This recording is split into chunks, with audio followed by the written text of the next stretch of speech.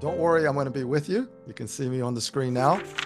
I'm going to do a quick self-introduction. So if you know anything about doing business in China, self-introductions is one of the most important things that you have to get right. Now, in the earlier session, I have a self-introduction scorecard, but self-introduction in Chinese is 自我介绍. So as we go through it, you'll get a lot of chances to practice. I just wanted to see what your main interest was. During this self-introduction, which is 自我介绍, the goal is to really provide background information about yourself. Background, and again, this is for people who are learning Mandarin Chinese, is 背景, okay? And it's essential for deepening Guanxi. So one of the things that you've probably noticed when you deal with anybody from China is they want to ask a lot of personal information. And when they introduce themselves or when they ask you to introduce yourselves, they want to know what qualifies you to talk about what you talk about, but also personal things where they can find connections to deepen Guanxi. For example, you might say that you're from California, and you were born and raised here, and your counterpart may have a business interest in California, or they may have a son or a daughter who's studying in California, and that will make an instant opportunity for you to deepen Guanxi. So for the context of this, I'm going to do a quick 自我介绍. So I was born and raised in the United States. So here's some pictures of me as I was growing up, playing sports, growing long hair, playing in a heavy metal rock band. And you can see when I grew up in Atlanta, Georgia, even though I'm ethnically Chinese, I was the only minority in all of my activities. There's me playing soccer. Here's me playing football. So basically, I grew up in a completely American environment. And a little bit about my marriage is I married someone I met in Atlanta, but she's actually from mainland China. She's from Hunan province, a very small kind of fifth-tier city. But we met in the United States. We got met at the DeKalb County Courthouse. And one of the things that has really helped me understand the nuances of Chinese culture is obviously my marriage, because this is a term that's very important in Chinese. It's 利益. And that is, what are the personal benefits for us to deepen Guanxi? And for two people who are married, our 利益 is completely 100% overlapping. Now, between me and you, Anthony, we may have very little 利益关系 because, we barely know each other. We don't know where our interests will intersect in order to create personal benefits for either of us. Now, Chinese people love to know personal information. So here's a picture of my son. He's 3 years old. He was born in Irvine, California. And relevant credentials for why we're here. You're here because you hopefully want to learn something about Chinese culture, Chinese business, and maybe a little bit about Chinese language. So I'm only going to talk about the relevant credentials to that. In 1996, my journey in Asia started as country manager in Taiwan. And then for 12 years, between 2004 and 2016, I was a China expat. I was an entrepreneur where I started my own business in China. I was an instructor. I was a consultant, and I was an advisor coach. And more recently, I've become an author. I've started publishing books and developing online programs for helping my students and clients better understand how to get the most out of their relationships in China. When I talk to anyone in China, one of the most important things is to talk about your native place. In Chinese, it is 老家. And if you speak any kind of Mandarin, or if you ever watch two Chinese people meet each other for the first time, the first question they ask each other is 你老家在哪? And what that means is, where is your native place? So if, very few people you meet in Shanghai will actually be from Shanghai. They'll all be from some other province in China. So when they meet each other, the first thing they want to know is 你老家在哪? Which means, do we have an opportunity to have a deeper Guanxi connection because we come from the same place, or my wife is from the same place as you are?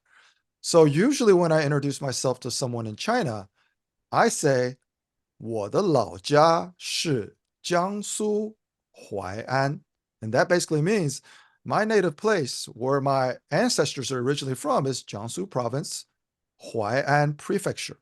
And then just to kind of let my counterpart in China know that I really understand where I'm talking about, I say, 这是周恩来的老家. It's the same hometown as Zhou Enlai, the first premier of the People's Republic of China. All right. So this is where the participation starts. All right. I know. So it's always important to Chinese people are, I can only say that they are overly sensitive on almost anything that you say. And the default mechanism of people in China is they will interpret things almost in the most negative way, even though they don't show it, because as a foreigner, they want to give you face. They want to make you feel welcome, but that's part of the strategy. They will feel something that you will never be able to understand because they won't express it. So it's just good to be cautious. So this is the agenda for today. We always do a curiosity exercise. We do some warm-up phrases. I'm going to do a recap of, this is MS3, speak up with your Chinese employees, but I'm going to do a quick recap of MS1, which is tone up your Mandarin Chinese. We're going to talk about balance of priorities and Chinese work ethic and values. So this is the question that I want everybody to think about.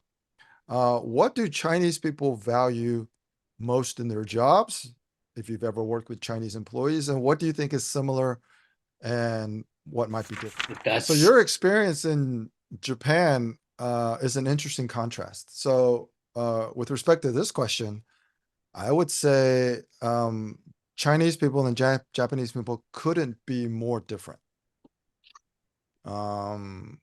So you could almost say that Japanese employees, they want lifetime employment, though that's trending a little bit away from the traditional lifetime employment. But in the macro, Japanese people value a lot more stability. They're a lot more conservative.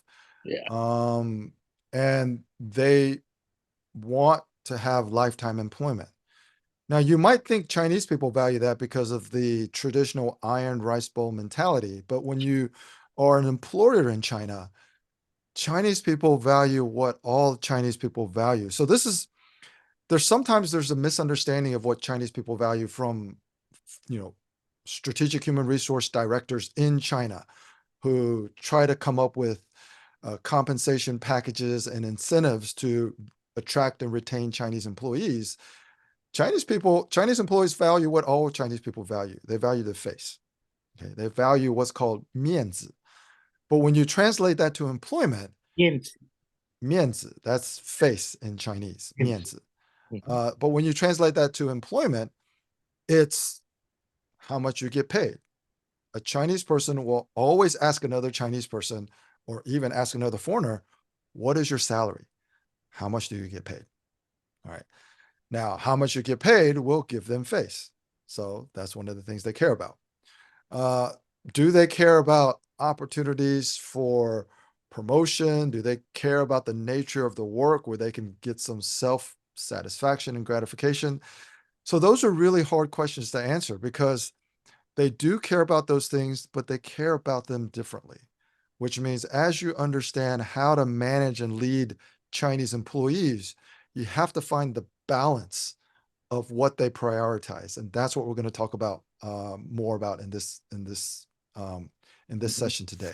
So this character is he, he.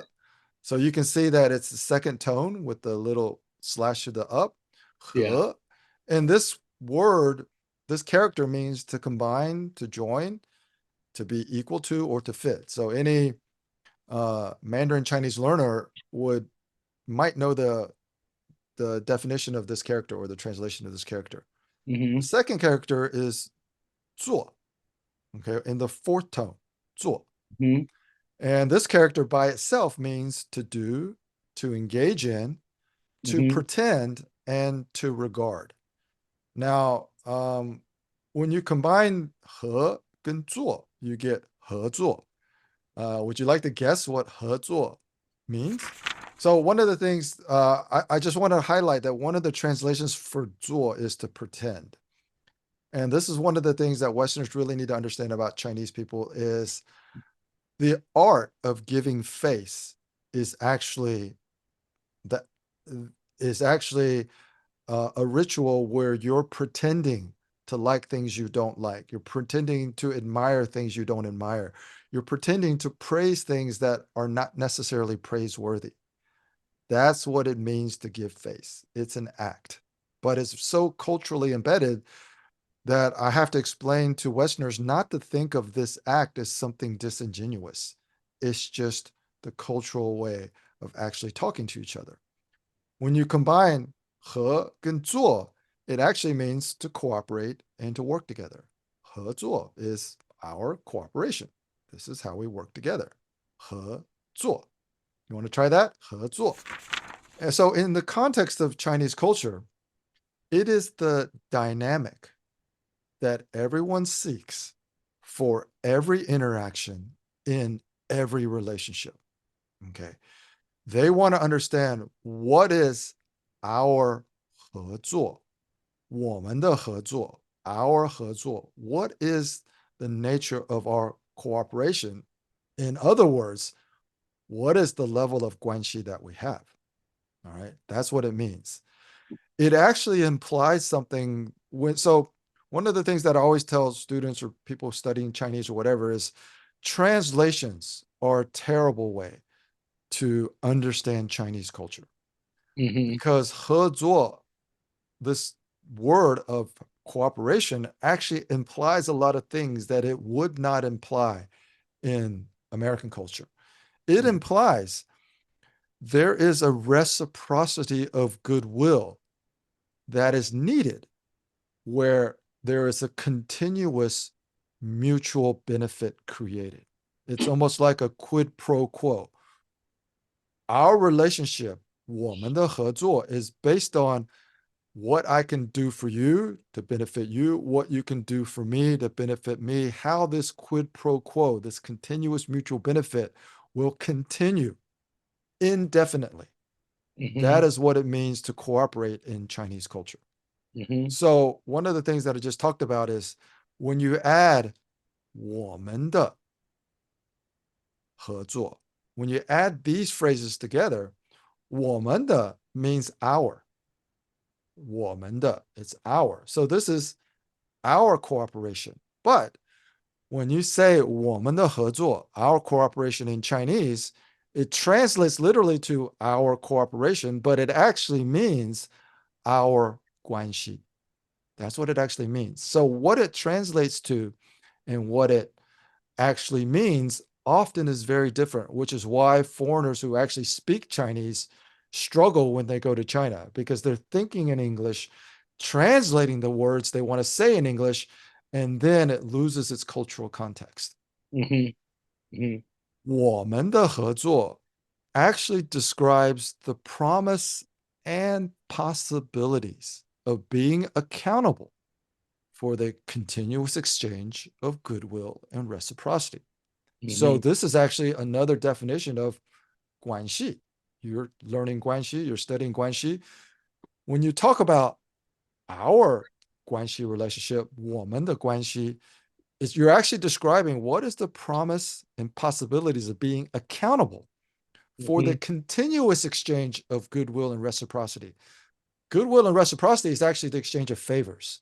The exchange of favors is what a lot of Westerners think is corrupt, but it's really just an exchange of goodwill, which could be as simple as just giving face. So this is one of the things that we really have to understand. 我们的合作, if you're a Mandarin speaker, it's a suffix or a prefix that frames any suggestion in more acceptable terms. Let me explain what I mean. So if we were negotiating or we were working together and we were I was trying to convince you to do something, I would simply say blank 会帮助我们的合作. So 我们的合作, the last 5 characters is our cooperation or our 关系. 会帮助 is to help. Okay. So I might say, Anthony, your attendance at this event will help our cooperation. Okay. 我们的合作. Your attendance 会帮助我们的合作. Or I can put it at the beginning. 我们的合作会, which means our cooperation will allow us to develop more profitable cross-cultural courses for students at Anaheim University. All right. So I would say, hey, Anthony, 我们的合作会 help us develop better courses for the students at Anaheim University. Therefore, let's do X, Y, and Z together. I would use the term 我们的合作 to try to convince my partner, somebody I'm negotiating with, an employee, a supplier, to behave in a certain way. And that's how I would use 我们的合作, this phrase. So this is actually where we would practice doing this. So our cooperation. I get it. Okay, now I understand. Because the Chinese person isn't thinking about is only thinking about how does this help us deepen our Guanxi and take it to the next level. Oh, okay. And all you need to do is imply that, say, hey, Gene, if you come down to Anaheim University next week and do and give a 15-minute talk to our class, that will greatly enhance our cooperation and what we can do together in the future. One of the things that you'll notice about Chinese people is they talk in very vague and unspecific terms, not only in business, but also in politics. You can almost never get Chinese person to commit to anything specifically. You can only get them to talk about things in very vague terms. That's the nature of the way they communicate. But in negotiations, or when you're working with Chinese employees, you just talk in vague terms, and that's enough to move them along the path of behaving more like you want them to behave and deepening Guanxi because they're feeling some reciprocity. So 合作 is the cooperation we talked about. And another phrase is 愉快. Okay, so what is 愉快? 合作愉快. 愉 is second tone, 快 is fourth tone. 愉快, 合作愉快. 愉快 means cheerful, delightful, happy, pleasing. These are literal translations of these phrases, all right? But when you put it together, 合作愉快, it means I'm looking forward to our Guanxi, which we may or may not have, which may not be very deep. It may be at the beginning, but it doesn't really matter. What it means is when you say this, 合作愉快, it verbalizes the intention to create mutually beneficial outcomes. And of course, people who've attended the first two sessions will know 利益 is the personal benefit that people use to pragmatically determine whether they actually want to deepen the Guanxi with you. It's all about a 利益 calculation, which is in the book, The Chinese Honeymoon Period. But really, basically what it means is it's the mutual personal benefit that people expect or people are calculating in their minds. Do I want to exchange this goodwill with Anthony or with this person? It also implies cooperation will be mutually beneficial only if our Guanxi deepens. All right. So I would say 合作愉快. It's almost like a term like have a nice day or good luck, or if you're talking to your kid, talking to somebody who's getting ready to do something, break a leg. It's almost as meaningless as that, but it implies that, well, as our cooperation will be mutually beneficial. That means you'll get a benefit and I'll get a benefit only if our Guanxi deepens. And this is how Chinese people communicate, because this is how Chinese people think. So I'm actually not so much trying to teach you how to speak Chinese through these characters, but try to help you understand how to communicate more effectively with Chinese characters, with Chinese people through these Chinese phrases and terms. Yeah. All right. So this is So again, this is session 3, Mandarin Savvy session 3. I want to do a quick recap of something we talked about in session 1, which is your tone, literally and figuratively. So we talk about the 4 tones of Chinese pronunciation. There's 4 tones, right? There's the first tone, second tone, third tone, and the fourth tone. Your tone, literally and figuratively, will determine the trajectory of the conversation and the likelihood of reaching a positive outcome, which also means that your attitude is important. Whenever you hear something objectionable to come out of the mouth of somebody you're talking with in China, the goal is never to react to it or to disagree with it. The goal is always to allow the other person to preserve face, which will allow you to pivot. Okay. Chinese people don't say what they mean, or they don't mean what they say. And most of the things they say relative to how we say things in a business setting, we try to make business, quote unquote, business. For Chinese people, it's very emotional, it's very personal, which means they will say things that are more emotional as opposed to more see what would be the instead of more business oriented, right? So in English we'll say, well, you don't want to take anything personally, it's just business. Chinese people don't have an equivalent saying. For Chinese people, everything is personal, especially if it's business, and especially if it affects their personal benefit, which is li. So to the person doing business in China, it means their perception of your tone, not just your pronunciation, is important. So in the book, The Chinese Honeymoon Period, I talk about 3 things that we can control, which is your mindset, your attitude, and your approach, which is 思维、心态和方法. And then, so this is attitude, mindset, and approach. But if you literally translated it, you would get thinking, mentality, and method. So I always do these literal translations and the emotional or the meaning translations to help people understand that when you use your dictionary to try to translate what you say, you're usually going to get it wrong, or you're not going to express actually what you mean. Now, for the business person, you have to understand that your tone reflects their perception of your attitude. Okay. I see so many foreigners do business in China and they just have a poor attitude, but they can't sense how their poor attitude is being interpreted by the Chinese person. They actually think they're doing well when I'm like, oh my God, it's so embarrassing. Because I can see. Okay, can you give me an example? uh Even a one made up ex- example? so one example was I used to work with this guy. His name was Jack, and he is an expert in supply chain. And he organized this event where I was to help him out with this thing, and he was trying to sell some supply chain consulting or whatever. I can't remember exactly what it was. And he had this group of Chinese supply chain professionals all around this table. We were doing a PowerPoint slide, and he's been doing business in China for like 20 years. But you got to recall, 20 years ago, Chinese didn't really know anything about supply chain. So when he came in with his expertise, he was really bringing something valuable in his expertise. But over time, his stuff is becoming less and less valuable. China is dominating the world in supply chain.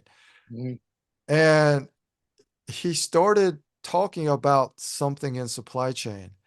And then it was so surprising because he had been in China for so long, but it just proves that Americans still are myopic when they are in China. He just suddenly started lecturing everybody there. And he started talking about something that had to do with ethics or morals. And then he started using the term, just do the right thing. You should always do the right thing. As if the Chinese definition of right and wrong is the same as his definition of right and wrong. And he was talking almost like he would be lecturing his son, just do what's right. You got to know what's right and what's wrong, and then you got to do what's right. And I was almost in shock because he's supposed to have 20 years of experience in China. And I've done that in Japan, that same kind of mistake, even after 20 years. But yeah, and the Chinese people were obviously just silent. And the more silent the Chinese people were, the more he just continued to rant. mhm, mhm. And I could just see that with that rant, he lost a lot of credibility. And that's just one of the mistakes that, as you made the similar mistake in Japan, a lot of Westerners make when they go to China. Yeah. And so that's just an example. Do you think it comes from frustration, from his frustration No, and I not being think able to get it done right? so. The situation is different. So this happened probably about 8 or 9 years ago. So 8 or 9 years ago,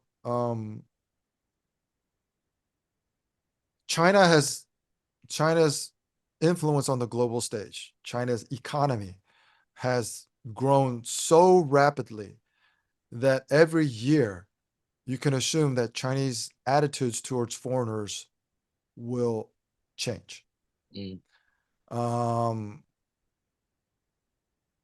and it's generally, especially with since Xi Jinping, uh, Chinese attitudes towards Americans, towards foreigners, is generally trending downward.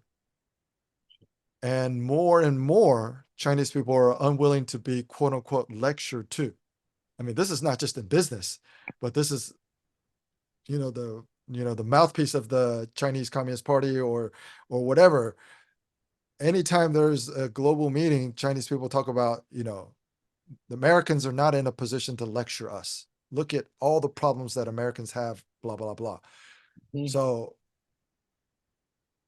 1.4 Chinese, 1.4 billion Chinese people have an attitude that is more against being lectured to by a foreigner than it was 3 years ago before the pandemic, than it was 8 years ago before Xi Jinping, Mhm. than it was 15 years ago when Chinese didn't mind being lectured to because they needed everything foreigners had to bring to China. Mhm. That's a trend that everybody doing business in China has to be aware of. And the problem is foreigners who have been there for a long time, they can't adjust from being so highly in demand to now not having that much value because they're Yeah. foreigners. That's a hard mindset shift to make. Uh-huh. Yeah. So your tone reflects perceptions of your attitude. And we talk a lot about perception management in my coaching and training and stuff like that. We talk also a little bit about psychology. So people respond to the attitude they perceive more than words or translations. Okay. So a lot of times when you're talking to people in China, if you're speaking English, they don't really understand what you're saying. They catch a few words here, they catch a few words there, but they're looking at your attitude. They're looking at your mannerisms. They're looking at how you behave, and they may not even understand your words. And then when somebody translates what you say, they put it in the context of what did they just see. So psychologically, people respond to the attitude they perceive more than the words and the translations. So if you want to change how Chinese people respond, then simply adjust your attitude. And Mhm. that is the thing that I work on, especially in coaching. And in Chinese, changing your attitude or adjusting your attitude is 调整心态. All right. Now, as far as managing Chinese employees, one of the things that is so difficult for foreign leaders in China is what I call a delicate balance of priorities. So balance in China, China's famous for the yin and yang, yin yang, right? The balance of opposing forces, and how do you find harmony in these opposing forces, light and dark, black and white, all of this stuff. And this really reflects the pros and cons of the dynamic of doing business in China. All right. So yin and yang is yin yang, and pros or cons is 好处和坏处. So those are just the Chinese characters. And as a foreign manager in China, if you're managing local Chinese employees, you have to do two things that are kind of contradictory. One is you have to establish hierarchy. Okay. Chinese people respect people of a higher level. That's natural in their Confucian-based hierarchical system. So you have to establish your hierarchy. You can't just say, hey, I'm one of you, so you don't need to call me the boss, or you don't need to treat me as the leader. We're all equals. So you have to balance that. In China, you have to establish your hierarchical status as the leader. Mm-hmm. But you have to balance that with portraying some kind of positive intent to help them. Help them how? Help them achieve what they value in that first curiosity question. What do Chinese employees value most? And how is what Chinese employees value, how is that different than what their American counterparts would value? You have to portray a positive intent to help them achieve what they value. Sometimes it's face, sometimes it's money, sometimes it's opportunity, sometimes it's a combination of all of those things. And since these are naturally opposing forces, we must strive to balance establishing authority with crafting the perception of kind of what I call selfless generosity, which means you just have to be willing to do certain things that are counterintuitive in China to demonstrate goodwill. All right, this is the balance. I'm going to go through this really quickly. So I kind of translated most of these terms in China. So 建立 is to establish. The next one for hierarchy is 上下关系. And so when people talk about hierarchy, there is a translation for hierarchy, but the meaning of hierarchy in this context is 上下. 上 means up, 下 means down. Yeah. It means the up and down Guanxi. What is Mm-hmm. the hierarchical relationship? 上下 Guanxi, up, down Guanxi. Mm-hmm. The next one is 一心一意. 一心一意. That means what is your intention? Okay, you have to portray some kind of genuine intention because people can kind of see through that. Mm-hmm. And then the next one is 作用, which is the actual results.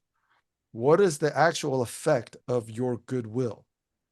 Right? You can promise a lot of things, but if you never deliver any things and they never see any actual benefit, then you're going to also lose your credibility. So all of that has to match.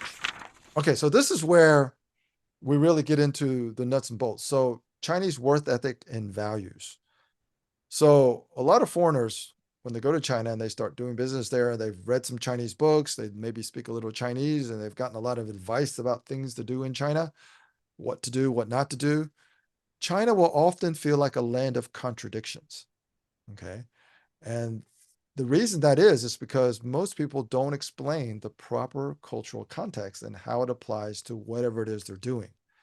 And one of the things I always tell my students is that the way to approach going to China is think of it as a game. Okay. When you think of it as a game, then it helps you detach your emotions when things that are contradictory to your normal values would cause you kind of like an ethical dilemma or something like that. Think of it as a game. Think of the entire environment of China as the arena. So you're playing the China game inside the Chinese arena. And our goal is just to learn how to win this game. All right. So as far as Chinese employees, we're going to get into why it's sometimes the land of contradiction. So Chinese people will always be punctual or early for anyone in a position of authority.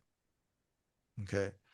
But this reflects their concept of time, which is relative, and also a cultural dichotomy with the West, because their punctuality will differ when they're working with team members that are the same level as them, or with friends or with relatives. So for me, I'm very consistent. I don't like to be late. I'm always punctual or a little bit early. And I don't differentiate whether I'm meeting somebody very important or just meeting a friend. I just naturally I like to arrive on time or early. For the Chinese people, that's different. They will arrive punctual and early for people of authority, but if you're meeting them on a personal level or you have a personal relationship, they will often be very, very late. And that's one of the things that we want to understand about Chinese behavior. Chinese people, especially in the context of doing business in China, they're extremely, extremely savvy in getting things done. Okay. But they get things done at the expense of following formal rules and procedures. So you can explain to your employees, these are the guidelines. This is how we work. These are the things that we have to do.